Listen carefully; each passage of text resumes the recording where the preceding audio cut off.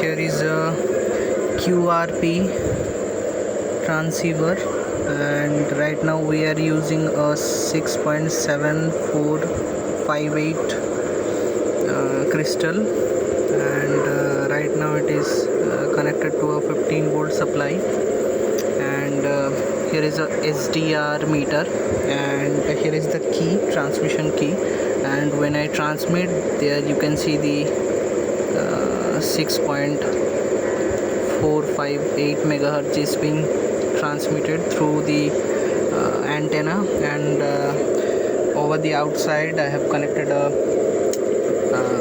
it's a 9.1, I think 9/1 connection, unbalanced to unbalanced connection with a random wire antenna.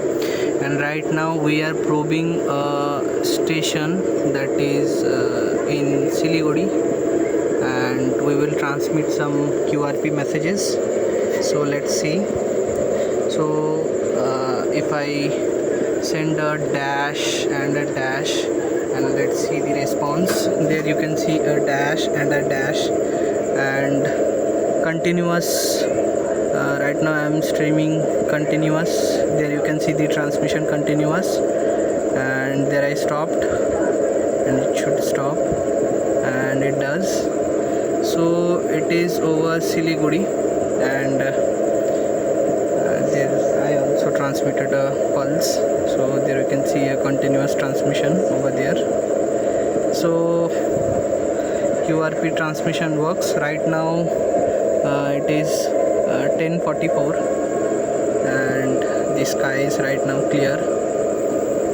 So there you have it, a QRP transceiver kit, and it draws over a 900-800 milliwatt or something, and it does transmit very well.